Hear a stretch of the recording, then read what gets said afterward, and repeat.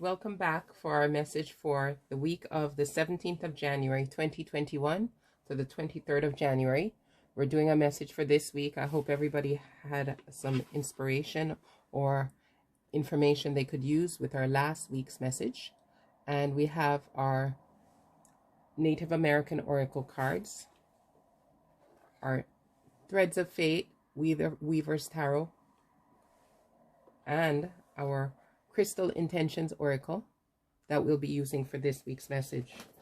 We'll be pulling 3 cards and some clarifier cards as necessary to be able to receive the message from Spirit. I hope this message will provide guidance, as I hope the last message last week provided guidance for everybody and that everybody's doing well. We'll start with our Native American Oracle cards. And we're asking what it is that we need to know to make the best of the week of January the 17th to the 23rd, 2021. And what is the message that we need to ensure that we make the best of the energies, that we have our best outcome for this upcoming week, the 17th to the 23rd of January 2021. And we're looking for one card that will begin our message.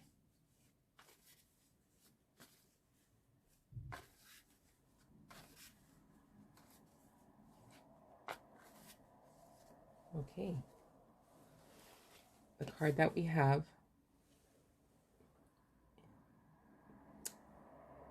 we see there is an actual deer and there's a moccasin. So let's see the meaning of this particular card for us, the message that it has. And it says it is card number 7 from this deck. And our message is to open for this week. Dear, says unconditional love. Just as unconditional love is complex, so too is the deer's gifts. In some creation myths, she is said to sacrifice her life so that the world may come to life.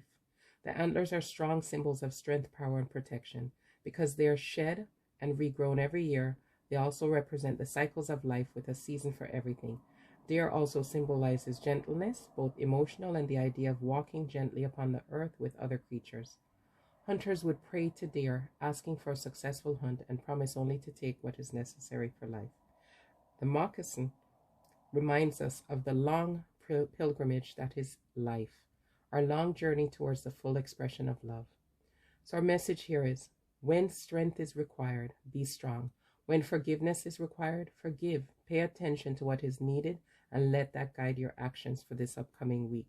And I would say for always would be a good idea. The keywords here are gentle, strength, unconditional love, knowledge of the earth, and cycles of life. That's a very good message. We then will look to see the next message, or next part of our message from the Threads of Fate Tarot. And see what else we have to look forward to and what other energies are at play, and also what advice. So here we go. We've already received the message. The 9 of Swords is our next message. It's a beautiful deck of cards. As we can see, the skull with the 9 swords, and some of the swords have wings. So for me, the 9 of Swords usually has the meaning that I should not live too much in my head. I shouldn't be caught up in my thoughts and allow them to create problems for me, because if I'm feeling any distress, it really is due to the fact that I am overthinking. So instead of overthinking, let things be. Live in the moment. Don't live in your head. So the guidance from this deck tells us, here, 9 of Swords, anxiety, sadness, depression. So 9 of Swords is not often a welcome message. It confirms a space of deep grief, sadness, or depression, anxiety, panic. Emotions are heightened and you're uncomfortable and possibly dealing with racing or intrusive thoughts. You've been here before and are desperate not to be here again. And with that, you may be trying to prepare by disaster planning. There is definitely a feeling of entrapment with this card. You're unsure how to get out of this mental space. Your neural pathways are in repetition and won't let you turn the page. Funny, this morning when I did my meditation, that was it. I had that mind that was just going over and over and over and over again for at least half of the meditation. But I had to keep remembering every time I moved away, I would then bring myself back and not even worry or get upset or get anxious about that fact. But I know sometimes in daily life, whether it's during the day or when we lie down to sleep, we just can't turn off our minds. Our minds are doing their job. They're doing what they need to do, which is to bring thoughts and think for us. But if we still our minds by meditation, mindfulness, breathing techniques, we're then able to hear not just what is in our physical minds, but hear messages from our higher selves, our intuition, messages that speak about what is not just within our minds, but the reality around us, the protection that we have, the abundance that we have, the love that we have. So let's see what else we see here. It says self-healing is an art, and it can often feel like walking a very fine line. It is nuanced. We want to surrender to where we are, but we don't want to get stuck there. It is accepting the present, but doing enough to move on. With the Nine of Swords, accepting what you are feeling is paramount, but so is the other part. Adding in some new things that you don't typically do. New routines, workouts, ways home, whatever it is. We want to shake things up because what we're doing now is not working. And as we know, many of us are in a situation where we're restricted. So it's important to try to pick up maybe a new hobby, maybe listen to some new music, do something a bit different to try to shake things up this week, this upcoming week, and break your mind out of the pattern of overthinking, anxiety, depression. Music really has a way to lift the soul, calm the mind and the body. We don't do these things hoping they fix. We don't do these things hoping they fix how we are feeling. We do them because we are curious as to what comes next, what could come next. Striking this balance is work, so be kind to yourself.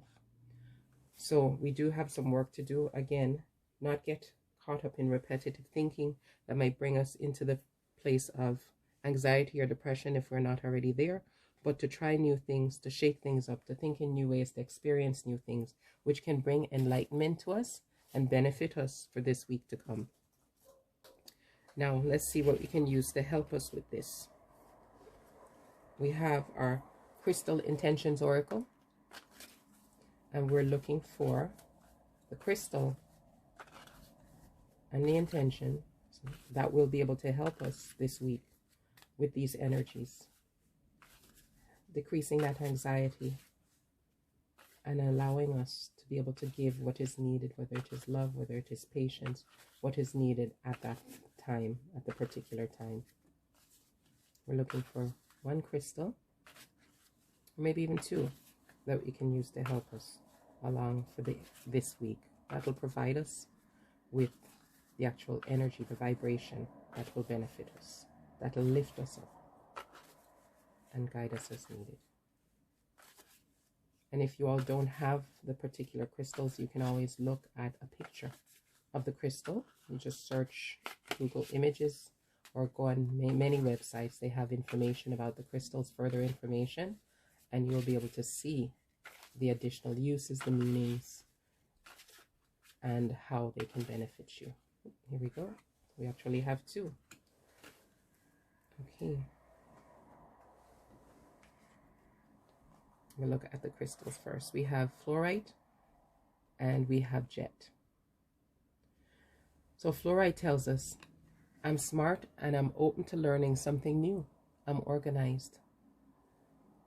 So that's fluorite. And it says, clear thinking, release mind chatter. The same message we're getting again. So this fluorite will help us with that. Clear thinking, release mind chatter, maintain courage and self-confidence, recognize your own intelligence, and you'll have an ease with problem solving. So fluorite definitely will help us with this Nine of Swords feeling. The next we have is Jet. And the Jet card tells us, I am always divinely protected. I know I am safe. Again, speaking directly to the message that we received previously, where it says, release anxiety, anger, jealousy, frustration, deflect negative energy, practice meditation on a regular basis, as we were just saying, invoke divine protection, improve the ability to quiet the mind. So we have received a full message here about the fact that we should be able to give and receive as necessary what is necessary. But to be able to do this, we need to be able to overcome and quiet our mind, because that could be a challenge that we face for this upcoming week from the 17th to the 23rd of January. And we can do so by utilizing fluorite, which is going to help us to release the chatter in our mind, recognize our intelligence, and ease us and make it easier to solve problems. And we can use Jet to remind us and make sure that we have that protection around us, so that we can release the anxiety, frustration, whatever negative energy will be deflected, and we can practice, we should use it to practice meditation on a regular basis and invoke divine protection. And it also will improve our ability to quiet the mind. I would like everybody to try maybe this week, if you don't meditate already, we've spoken about this in the past, to even if you spend 2 minutes, I know people are busy, although we're at home, a lot of us doing work, as you wake up, even just close your eyes for a couple minutes more. If you fall asleep, it's not a problem, but if you're able to stay awake and just focus on nothing, let your thoughts pass by. Focus on your breathing. It's the easiest one. Feel the air coming in and out, and focus on your breathing. And that will help you to settle your mind as well as to settle your body. You'll be able to start the day settled and calm. So even if anything upsets you later on, it won't be as dramatic. You will be able to manage and handle it better. Again, thank you for visiting, and I hope you have the pleasure of benefiting from this message for this upcoming week. And please look for the message for next week. Have a wonderful day filled with health, love, a wonderful week filled with health, love, happiness, peace, and prosperity. Thank you. Bye-bye.